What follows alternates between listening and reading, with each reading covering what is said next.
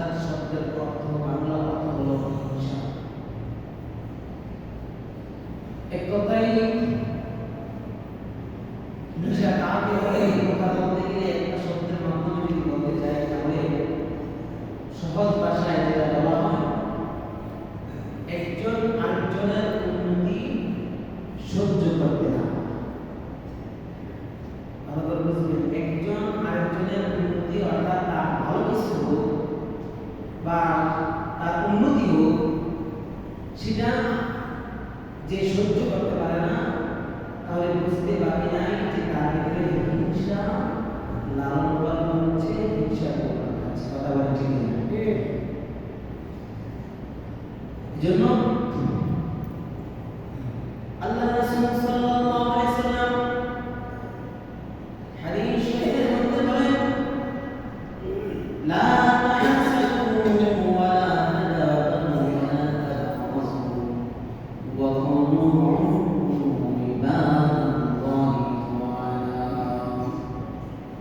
রাসূল কারীম সাল্লাল্লাহু আলাইহি সাল্লাম বলেছেন, লা তাহসাদু, হিংসা করিও না, একজন আরেকজনকে হিংসা করিও না, ওয়ালা তাদাবারু, হিংসা করিও না, দুশমনি করিও না, কেউ কার সাথে দুশমনি করিও না, একে অপরের সাথে শত্রুতা পোষণ করিও না, ওয়া কুনু ইবাদাল্লাহি ইখওয়ানা, একে অপরের পরস্পরের মধ্যে ভাই ভাই হয়ে চলাফেরা করো।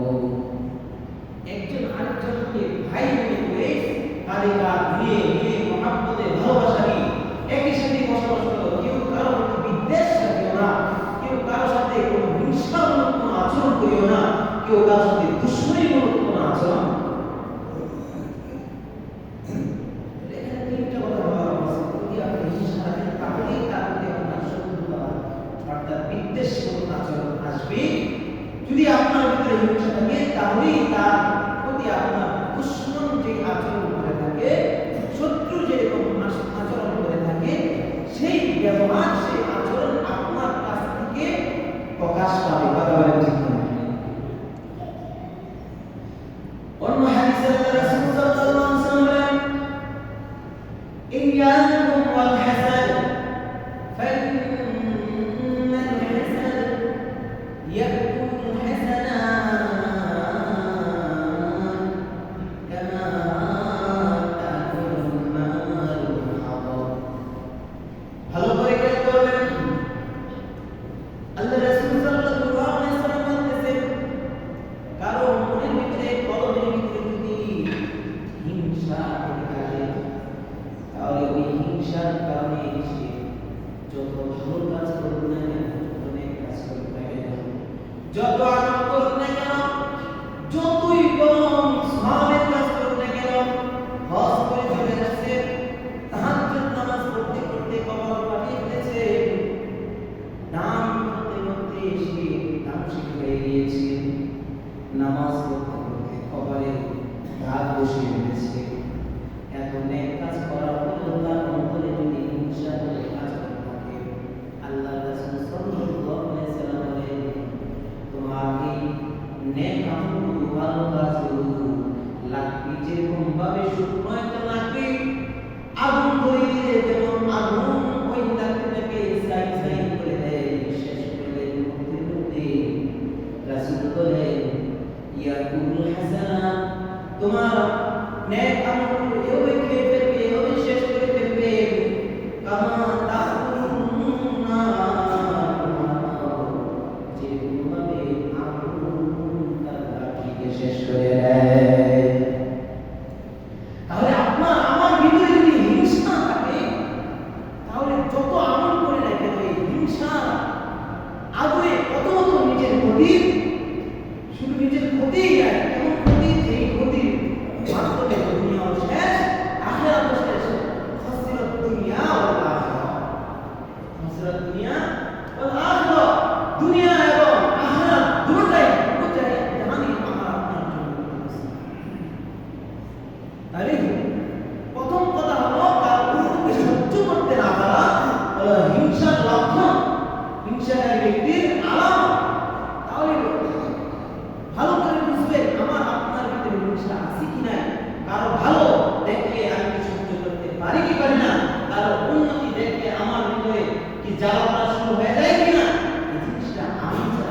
বুঝতে পারবো ঠিক না? আমি ভালো করে বুঝতে পারবো যে আমার ভিতরে কতটুকু হিংসা রয়েছে, আমার ভিতরে কেমন ভাবে অন্যের উন্নতি দেখে ভালো দেখে কেমন রাগ করতেছে, আমার কিরকম অসহ্য অস্থিরতা কাজ করতেছে কলমের ভিতরে, সেটা আমি ভালো বুঝবো, আমার চেয়ে কেউ ভালো বুঝবে। তাহলে আমরা বুঝতে পারলাম হিংসা মানুষের আমলকে বিনষ্ট করে দেয়। সে যত বড়ই আল্লাহ বলি হোক না কেন, যত বড়ই সে বিষয় হোক না কেন, তার ভিতরে যদি হিংসা থেকে থাকে তাহলে তার সব শেষ। এক সাহাবী আল্লাহ রাসূল সাল্লাল্লাহু আলাইহি ওয়াসাল্লাম কাছে আসলেন, এসে বলতেছেন, ইয়া রাসূলুল্লাহ সাল্লাল্লাহু আলাইহি ওয়াসাল্লাম, ইয়া হাবিবাল্লাহ, আমি আপনার সাথে জান্নাতে থাকতে চাই। রাসূল সাল্লাল্লাহু আলাইহি ওয়াসাল্লাম সাহাবীকে বলেন, তুমি এই কথা বাদ দাও, এই কথা ছাড়া তুমি অন্য কথা বলো। সাহাবী বলতেছে, ইয়া রাসূলুল্লাহ, আমি এই কথা ছাড়া অন্য কথা আমার কাছে নাই, আমার একটাই কথা, আমার একটাই আওয়াজ, আমি আপনার সাথে জান্নাতে থাকতে চাই। রাসূল সাল্লাল্লাহু আলাইহি ওয়াসাল্লামকে একবার নয়, দুইবার নয়, কয়েকবার বলার পরে, তিন চারবার বলার পরে রাসূল সাল্লাল্লাহু আলাইহি ওয়াসাল্লাম তার কথা দিয়েছেন, জবাব দিয়েছেন। যখন সাহাবী বলে, ইয়া রাসূলুল্লাহ, আমি আপনার সাথে থাকতে হলে আমার কি আমল করতে হবে, আমাকে সেটা বলে দেন। রাসূল কারীম সাল্লাল্লাহু আলাইহি ওয়াসাল্লাম ওই সাহাবীকে ডাক দিয়ে বলেন, ও আমার সাহাবী, তুমি আমার সাথে জান্নাতে থাকতে চাও, তিনটা আমল করতে হবে। আওয়াজ দিয়ে বলো, কয়টা আমল? এখানে কি দিতে আছে? আওয়াজ দিয়ে আবার বলেন, কয়টা আমল করতে হবে? তিনটা আমল করতে হবে। এক নম্বর আমল হলো ইহফাজিল কলবি আনিল ফাসাদ, ইহফাজিল কলবি আনিল ফাসাদ। তোমার কলবের যে হিংসা আছে, হিংসা থেকে তোমার নিজের কলবকে হেফাজত করতে হবে, হিংসা থেকে তুমি নিরাপদ হতে হবে। এই প্রসঙ্গে এক সাহাবীর হাদিসের মধ্যে বর্ণনা আছে, আল্লাহ রাসূল সাল্লাল্লাহু আলাইহি ওয়াসাল্লামের কাছে রাসূল সাল্লাল্লাহু আলাইহি ওয়াসাল্লাম হাদিসের মধ্যে বলতেছেন, সাহাবায়ে কেরাম কিভাবে মজলিসের মধ্যে বসে আছে, ওয়াজ করতেছেন, তার মধ্যে রাসূল সাল্লাল্লাহু আলাইহি ওয়াসাল্লাম বলেন, জোহরের ওয়াক্ত হয়ে গেছে, বলতেছে একজন সাহাবী সকলের আগে যে মসজিদে আসবে, সেই সাহাবী হলো জান্নাতি। সেই সাহাবী কি? জান্নাতি। এই কথা বলার পরে উপস্থিত যত দলিল সাহাবী রয়েছে সবাই আশ্চর্য হয়ে গেল যে এমন কি আছে, এমন কোন সাহাবী যে সাহাবী জান্নাতি? আজকে জান্নাতি সাহাবীকে না দেখে কেউ যাব না। সবাই মনে মনে ভাবতে থাকলো, বড় বড় সাহাবীরা আবু বকর, ওমর, আলী, উসমান হয়তো এরকম কেউ হবে। সাহাবায়ে কেরাম আশ্চর্য হয়ে গেলেন, না না না, দেখলেন হঠাৎ করে একজন সাধারণ একজন সাহাবী আসলো, যে একদম সাধারণ মানুষের মতো, তার কোনো পরিচয় নাই, সচরাচর কেউ তাকে ভালো করে চিনে না, অপরিচিত একজন সাহাবী। ওই সাহাবী আসলেন মসজিদের মধ্যে, সকলের আগে আগে যখন মসজিদে চলে আসছে, সাহাবায়ে কেরাম দেখলেন লোক আসার কারণে, তারপরে পরবর্তী কথা শোনার পরে সাহাবায়ে কেরাম চুপ থাকলেন, কিছু জিজ্ঞেস করলেন না। দেখলেন যে লোকটা কি আমল করে, দেখবো। এরকম করে একদিন নয়, দুই দিন নয়, 3 দিন পর্যন্ত ওই সাহাবী মসজিদে আগে আগে আসলেন, আর আল্লাহ রাসূল সাল্লাল্লাহু আলাইহি ওয়াসাল্লাম তার আসার আগেই বলতেছে, এখনই একজন সাহাবী আসবে, যে সাহাবী হলো জান্নাতি। এরকম ভাবে 3 দিন বলার পরে সাহাবায়ে কেরামের অন্তরের মধ্যে জাগ্রত হলো, আসলে এই লোকটা কিভাবে সাহাবী জান্নাতি, সাধারণ কিভাবে জান্নাতি হয় এটা দেখতে হবে। এই লোকটা কিভাবে জান্নাতি হয় দেখতে হবে। দেখার জন্য সাহাবায়ে কেরাম ভিতরে ছিল ইস্তাবিকু খায়রাত, ইস্তাবিকু খায়রাত। সাহাবায়ে কেরামের মধ্যে সবচেয়ে বেশি গুণ ছিল আমলের প্রতি, সওয়াবের প্রতি, কাজে বেশি কাজ করতে পারে, বেশি নেক কাজ করতে পারে, বেশি আমল করতে পারে, এই প্রতিযোগিতা। আমাদের ভিতরে ধান মাত্র বাড়ি গাড়ি এবং টাকা পয়সা কে কাছে বেশি বাড়াইতে পারি, সেই প্রতিযোগিতা। অথচ সেই সাহাবীদের আমরা ওই সাথীদের রাসূলের উম্মত হয়েও রাসূল সাল্লাল্লাহু আলাইহি ওয়াসাল্লাম এত বড় সৌভাগ্যবান অর্জন করেও শেষ পর্যন্ত হওয়ার পরেও আমরা দুনিয়ার পিছনে পড়ে আছি। অথচ সাহাবায়ে কেরাম রাসূল যেভাবে বলছেন সেভাবে তার কথাকে মানার চেষ্টা করেছেন। আর সাহাবায়ে কেরাম দেখলে ওই সাধারণ মানুষ, এই সাধারণ হয়েও সে কিভাবে জান্নাতি হয়, সেই কি আমল করে উপরে উঠে দেখতে হবে, তার আমল সম্পর্কে জানতে হবে। জানার পর সেই আমল করে আমরা জান্নাতে যাব। সাহাবায়ে কেরাম এই চিন্তা চেতনা নিয়ে ওই সাহাবা পিছনে দেখতেছেন যে কি আমল করে আমরা দেখব। 3 দিন পর্যন্ত মসজিদে এসে দেখেন আমরা যেভাবে নামাজ পড়ি ঠিক সেভাবেই নামাজ পড়ি। এখন সাহাবায়ে কেরামের মাঝে একটা দল তৈরি করলেন, একটা টিম তৈরি করলেন। তৈরি করে বলেন যে 2-1 জন আসো আমরা যাই। তখন তাদের মধ্য থেকে পরামর্শ করে একজনকে পাঠাইলেন ওই সাহাবীকে তদারকি করার জন্য, তার আমল সম্পর্কে জানার জন্য। তখন একজন সাহাবী ওই সাহাবীর কাছে বলতেছে যে আমি আপনার বাড়ির মেহমান হতে চাই, আপনি কি আপনার বাড়ির মেহমান হিসেবে আমাকে নেবেন? তাদের মনের ভিতরে কোনো কুসংস্কার ছিল না, তাদের মনের ভিতরে কোনো আলামত ছিল না, চিন্তা ছিল না, খারাপ ধারণা ছিল না। তারা সাধারণ মানুষ ছিলেন, অল্পতেই মানুষকে বিশ্বাস করতেন। মুসলমানদের একটা গুণ, মানুষকে অল্পতেই বিশ্বাস করে পরবর্তীতে ঠকে যায়। এই ঠগা দুনিয়াতে ঠগা নয়, যে ঠগাইতো সে কোনো সিদ্ধিতে গেছে, বরং সে জিতে নয়, পরকালে তার জন্য বিশাল ক্ষতি অপেক্ষা রয়েছে। আর যাকে ঠগাইছে তার জন্য সুসংবাদ এবং পুরস্কার রয়েছে। কথা বলেন ঠিক কিনা? আপনি একজনকে ঠগাইলেন, তাকে ধোঁকা দিয়ে বলে বললেন আপনি জিতে গিয়েছেন, আপনি সফল হয়ে গেছেন। না না না, এই সফলতা নয়। সফলতার জন্য চূড়ান্ত চাবিকাঠি রয়েছে জান্নাতে হাসরের ময়দানে। কথা বলেন ঠিক কিনা? আপনি ধোঁকা দিয়ে দুনিয়াতে পা পেয়ে যেতে পারেন, কিন্তু মৃত্যুর পরে হাসরের ময়দানে বিচারের কাঠগড়ায় যখন আপনাকে দাঁড় করানো হবে, পরিপূর্ণভাবে প্রত্যেকটা মুহূর্তের জন্য, সময়ের জন্য প্রতিটা মানুষের সাথে চুক্তিবদ্ধ হয়ে যেভাবে আপনি মানুষের কাছ থেকে বন্ধ করে ধোঁকা দিয়ে মানুষের ক্ষতি করে আপনি নিজে দুনিয়াতে সফল হওয়ার চেষ্টা করেছেন, সফল নিজেকে ভেবেছেন, মৃত্যুর পরে আপনার দুনিয়ার যত আমল ভালো কাজ আছে সবগুলো ওই ব্যক্তিকে দিয়ে আপনি জাহান্নামে আপনার ঠিকানা লিখে আপনি ওই ভাইকে জান্নাতি বানাইয়া আপনি বলে রেখেছেন সংসার পেয়ে যাবেন। কথা বলেন ঠিক কিনা? এটাই বাস্তব। তো সাধারণ মানুষ সাহাবী বলতেছে ঠিক আছে, তুমি যদি আমার বাড়ি মেহমান হও আর কোনো অসুবিধা নাই, ঘরে যা আছে আমি যা খাই তুমি তা খাইবা। এটাই নিয়ম। আপনি যা পছন্দ করেন খেতে বা পড়তে, অন্য ভাইয়ের জন্য সেটাই পছন্দ করে না। একজন মুমিনের দায়িত্ব, ইমানদারের কাজ। কিন্তু আমাদের অভ্যাসটা অন্যদিকে চলে গেছে। 1 নম্বর নৌইদার দিকে চলে গেছে। আরেক নম্বর হলো আমরা সবসময় চিন্তা করি আমি সবার চেয়ে ভালোটা খাইব, আমি সবার চেয়ে ভালো কিছু পরিধান করব। আমার চেয়ে যারা নিম্ন শ্রেণীর মানুষ আছে তারা আমার চেয়ে কম দামিটা করবে, তারা আমার চেয়ে কম দামি খানা খাইবে, তারা আমার সাথে চলাফেরা করতে পারবে না। এগুলো হলো হিংসার কারণ। কথা বলেন ঠিক কিনা? এবার সাহাবী ওই ব্যক্তির সাথে নিয়ে বাড়িতে যায়।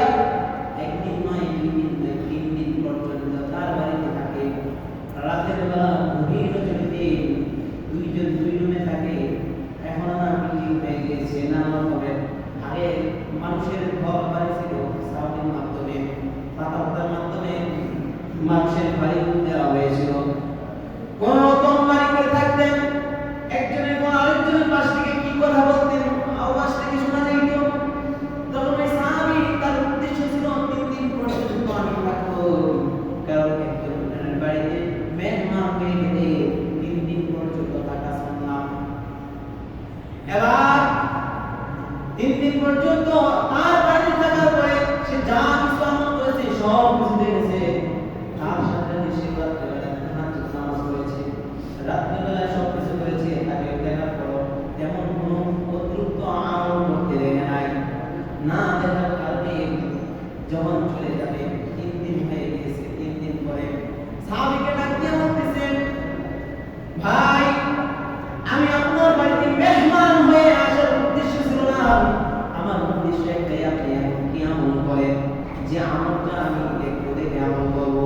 কারণ একদিন নয়, 2 দিন নয়, 3 দিন পর্যন্ত আল্লাহ রাসূল সাল্লাল্লাহু আলাইহি সাল্লাম আপনাকে জান্নাতি হিসেবে ঘোষণা দিয়েছে। এইজন্য আপনি কি আমল করেন সেই আমলটা দেখতে আসছি। আপনি বাড়িতে কোনো আমল করেন কিনা, অতিরিক্ত কোনো আমল আপনার মধ্যে হয় কিনা। সাহাবীরা বলে, ভাই আমি তেমন কোনো আমল করি না, যেমনটা দেখেছো ওইরকমই আমল করে থাকি, এর চেয়ে বেশি কোনো আমল আমি করি না। এবার সাহাবী চলে যাইতেছেন চিন্তা অবস্থায় যে কেন রাসূল সাল্লাল্লাহু আলাইহি সাল্লাম তাকে জান্নাত করলো, সে যে আমল করে সেই আমল করি, কিন্তু তার মধ্যে আমাদের মধ্যে কেন পার্থক্য। তখন একটু আমরা দূর যাওয়ার পরে ওই সাহাবী পিছন থেকে ডাক দিয়ে বলতেছে, ভাই এদিকে আসো, একটা কথা মনে পড়েছে। সেটা হলো তুমি জিজ্ঞাসা করেছিলাম আমি এমন কি আমল করি, তুমি যা দেখেছো ঠিক ওই আমল করি, কিন্তু আমার ভিতরে একটা গুণ আছে, সেই গুণটা হলো রাত্রেবেলা যখন আমি ঘুমিয়ে পড়ি, ঘুমানোর আগে সকল মানুষদেরকে ক্ষমা করে দিই। সুবহানাল্লাহ। আমি রাত্রেবেলা ঘুমিয়ে যখন পড়ি, ঘুমানোর আগে সবাইকে যারা আমাকে কষ্ট দিয়েছে, আমার ক্ষতি করেছে, আমি সবাইকে ক্ষমা করে দেই। হাদিস শরীফের মধ্যে আল্লাহ রাসূল সাল্লাল্লাহু আলাইহি ওয়াসাল্লাম বলেন, আল্লাহ তাআলা যে ব্যক্তি মানুষদেরকে ক্ষমা করে দেয়, আল্লাহ তাআলাও তাকে ক্ষমা করে দেন। সুবহানাল্লাহ। 2 নাম্বার হলো আমি কোন মানুষের উন্নতি দেখলে বা কোন মানুষের ভালো কিছু দেখলে তাকে নিয়ে হিংসা করি না, অর্থাৎ আমার ভালোটা পরিষ্কার থাকে। আমি কারো প্রতি কোনো বিদ্বেষ ছড়াই না, কারো প্রতি কোনো হিংসা এবং আচরণ করি না। এই জিনিস, এই 2টা গুণ আমার ভিতরে আছে, এছাড়া আর কোনো করতেও আমার গুণ না। সাহাবী বুঝতে বাকি নাই, বুঝতে আর বাকি নাই, বলতেছে এই 2টা গুণের কারণেই হয়তো তোমাকে আল্লাহ রাসূল সাল্লাল্লাহু আলাইহি ওয়াসাল্লাম জান্নাতি হিসেবে ঘোষণা দিয়েছে। এই কথা শোনার পরে আবার রাসূল সাল্লাল্লাহু আলাইহি ওয়াসাল্লামের কাছে ওই সাহাবীকে বলতেছে, ইয়া রাসূলুল্লাহ, ইয়া হাবিবাল্লাহ। রাসূল সাল্লাল্লাহু আলাইহি ওয়াসাল্লামের কাছে জিজ্ঞেস করতেছে, ইয়া রাসূলুল্লাহ, ইয়া হাবিবাল্লাহ, আপনি যে বলেছিলেন একদিন নয়, 2 দিন নয়, 3 দিন পর্যন্ত জান্নাতি হিসেবে ঘোষণা দিয়েছেন যে সাহাবী, ওই সাহাবীকে আমি ফলো করেছি। ওই সাহাবী এমনকি আমল করে সেই সম্পর্কে সাহাবীর বাড়িতে 3 দিন পর্যন্ত আমি গিয়েছিলাম মেহমান হিসেবে। 3 দিন দেখলাম তেমন অতিরিক্ত কোনো আমল সে করে না।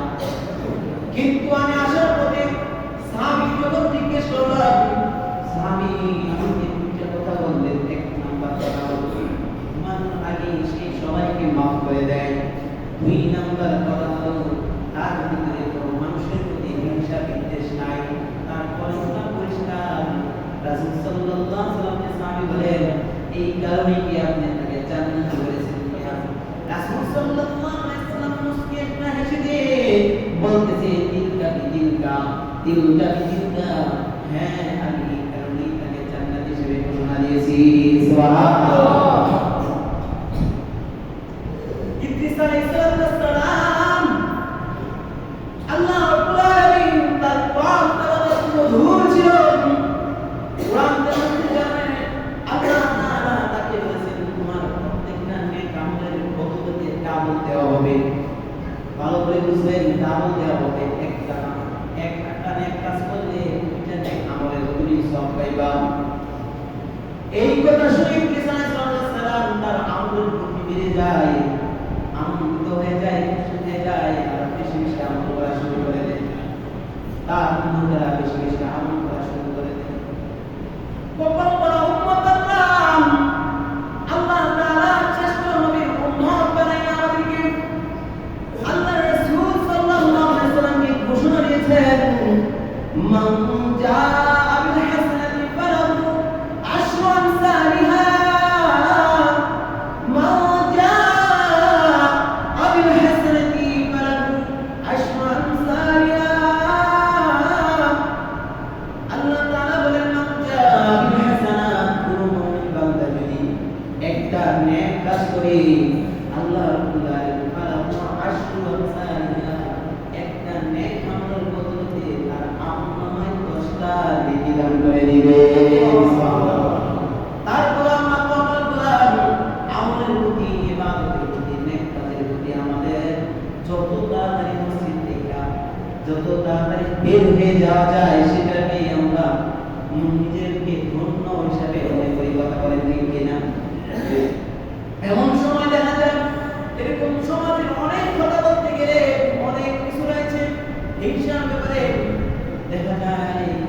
আর যদি ভালো কোনো কাজ সফল হয়ে যায়, কেউ যদি ভালো কিছু পেয়ে যায়, তাহলে আমাদের মধ্যে হিংসা লালিত হয়। এরকম ভাবে দেখেন একটা ঘটনা যদিও বানানো কিন্তু বাস্তবের সাথে মিল রয়েছে। ঘটনাটা কি?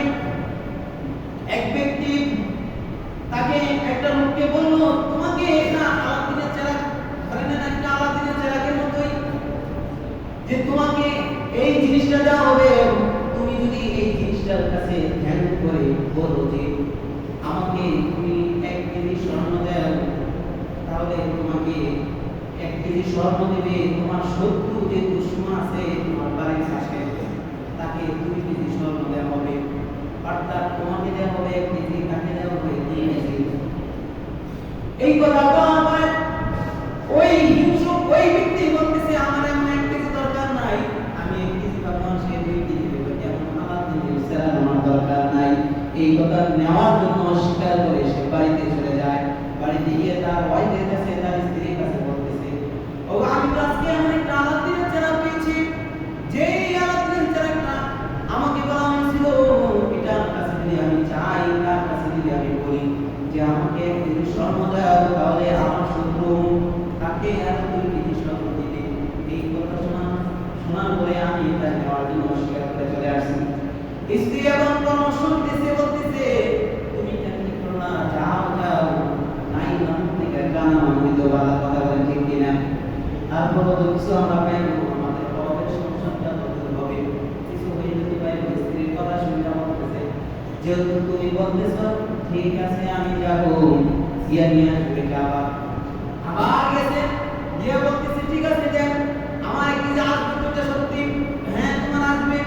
এবার যখন নিয়ে আসলো, আসার পরে তখন পাইলো 1 কেজি স্বর্ণ। দেখলো তার বাড়ির পাশে যে শত্রু রয়েছে, যার সাথে সবসময় ঝগড়াঝাটি লেগেই থাকে, আর বাড়িতে 2 কেজি স্বর্ণ উপস্থিত। যখন একটা গাভী চাইলেন, তার বাড়িতে 2টা গাভী, এরকম ভাবে উন্নতি হতে থাকলো। তার যে ডাবল তার শত্রুর বাড়িতে। একদিন কয়েকদিন পরে সে চিন্তা করলো এমন উন্নতি আর দরকার নাই, আমার চেয়ে বেশি কার কেন হইব, আমার কেন বেশি হইতে পারে না, এটাই হলো হিংসা। সেই চিন্তা করে আবার ওই লোকের কাছে গেলেন, গিয়া বলতেছে ভাই এমন উন্নতি, এমন উন্নয়ন, এমন লাভ আমার দরকার নাই। এখন থেকে এতদিন পর্যন্ত আমি সব যা চাইছি তাই পাইছি, কিন্তু আমার চেয়েও বেশি আমার যে শত্রু, আমাকে দুশ্মন, যার সাথে ঝগড়া লেগেই থাকে, সে আমার চেয়েও বেশি পায়। আমি এরকমটা চাই না, আমি আজকে থেকে বিপরীত করতে চাই। তখন আমি বলতেছি তুমি কি বিপরীত করতে চাও? সে বলতেছে আমি বিপরীত আজকে থেকে এরকমভাবে করতে চাই, আমার যদি আমি একটা জন্য আমার একটা চোখ নিয়ে যাইবা, তাহলে ওই তার 2টা চোখ নিতে হবে, আমার একটা হাত নিয়ে যাইবা, তাহলে তার 2টা নিয়ে যাইবা। কথা বুঝছেন? এই আমাদের হিংসাকারী ব্যক্তিদের আচরণ, যে আমার যদি একটা ক্ষতি হয় তার 2টা হবে, আমার যদি একটা ক্ষতি হয় তার 2টা হবে, কিন্তু আমার উন্নতি হোক তার উন্নতি হোক, এটা কেউ চায় না। ঠিক কিনা বলেন? এই হলো সমাজের বাস্তবতা। কেউ যদি কারো নিয়ে হিংসা করে, আজকে থেকে এতদিন পর্যন্ত জানতেন হিংসা করা ভালো না, কিন্তু আজকের আলোচনার মাধ্যমে বুঝতে পারলেন হিংসা করলে আপনি নিজে আগুনের মধ্যে জ্বলে পুড়ে শেষ হবেন, আপনার ক্ষতি হবেই বেশি। আপনার ক্ষতি হওয়ার পরে হিংসার কারণে আপনি যা দুশ্মনী আসবে, যাকে নিয়ে হিংসা করবেন তার ক্ষতি হতেও পারে, নাও হতে পারে, কিন্তু ক্ষতির আগুনে আপনি আগে জ্বলে পুড়ে শেষ হবেন। কথা বলেন ঠিক? এজন্য যদি আপনি মুমিন হয়ে হিংসা থাকে, আপনার কলব যদি পরিষ্কার না থাকে, কলবের যদি অন্ধকার ময়লায় আবর্জনায় ভরে যায়, তাহলে আপনি বুঝতে পারবেন জান্নাতে যাওয়া আপনার জন্য সহজ নয়, কঠিন হবে। শুধু তাই নয়, আপনার আমল তো শেষ হবে, সব জিন্দেগি বরবাদ হয়ে যাবে। হযরত দুনিয়া ওয়াল আখিরাহ, হযরত দুনিয়া ওয়াল আখিরাহ। বলেছিলাম একটা কথা যে রাসূল করিম সাল্লাল্লাহু আলাইহি ওয়াসাল্লামের সাথে সময় আমাদের আছে তিনটা কাম ওনার সামনে শুনতে বলছিলাম যে তিনটা কাম তিনটা কাজ করলে আল্লাহ রাসূলের সাথে জান্নাতে থাকতে পারবে। একটা কাম বলছিলাম কি হাসাদ, হিংসা। একটা কারণ কি বলছিলাম? হিংসা। এটা বলে শেষ করে দিব। এক নাম্বার কারণ হলো যদি কারো ভিতরে হিংসা থাকে, তাহলে ওই কলব যদি অপরিষ্কার থাকে, ময়লা আবর্জনা থাকে, রাসূলের সাথে জান্নাতে থাকা যাবে না। যদি কারো ভিতরে কলবটা পরিষ্কার থাকে, ময়লা থাকে না, হিংসা থাকে না, তাহলে সে জান্নাতে যেতে পারবে। এক নাম্বার কারণ। দুই নাম্বার কারণ হলো ওয়াল লিসান আনিল কিযব, ওয়াল লিসান আনিল কিযব। রাসূল সাল্লাল্লাহু আলাইহি ওয়াসাল্লাম বলেন মিথ্যা থেকে বাঁচতে হবে, জবানকে হেফাজত করতে হবে। মিথ্যা থেকে কি করতে হবে? জবানকে হেফাজত করতে হবে, জবানকে সংরক্ষণ করতে হবে। মিথ্যা এমন গুনাহ, কবিরা গুনাহ। মিথ্যা কথা কেউ যদি একটা মিথ্যা কথা বলে, রাসূল সাল্লাল্লাহু আলাইহি ওয়াসাল্লাম হাদিস শরীফের মধ্যে বলে মিথ্যা কথা বলার সাথে সাথে তার সাথে যে ফেরেশতা ছিল, তার সাথে যে সম্মানিত ফেরেশতা ছিল, সেই ফেরেশতা 1 মাইল দূরে চলে যায়। তাহলে মিথ্যা যদি আপনি বলেন, আপনার সাথে ফেরেশতা থাকবে না, আপনার থেকে দূরে চলে যাবে।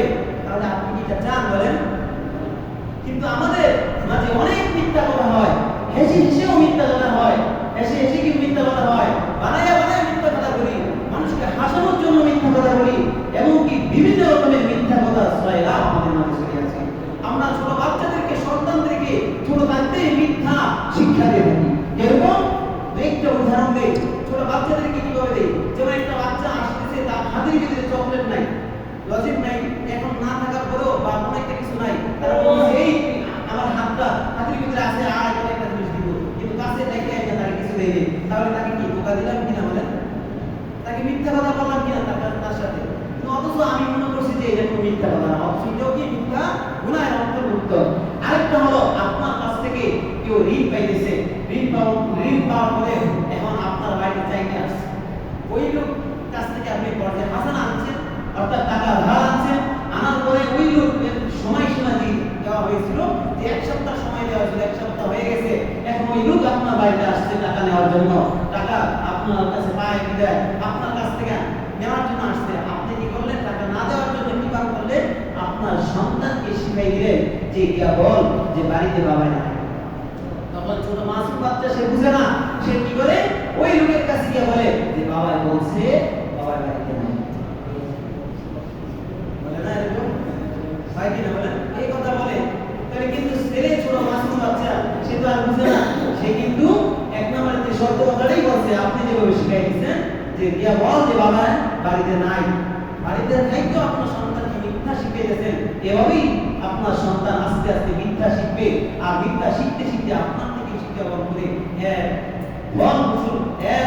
আপনার কাজ পূরণ করে গেলেন, আপনি নিজেই আপনি তার গুরু হয়ে গেলেন। আপনি এর এক অংশ গুনার যে পাইত, সে যে গুনাহ হবে তার এক অংশ আপনিও করবেন, আপনার আমল নামা জমা। কেন আপনি শিক্ষা ঠিক না বলেন? এইগুলো 2 নাম্বার। 1 নাম্বার কি? হিংসা রাখা যাবে না। 2 নাম্বার হলো মিথ্যা কথা বলা যাবে না। মিথ্যা থেকে জবানকে সংরক্ষণ রাখতে হবে। জবান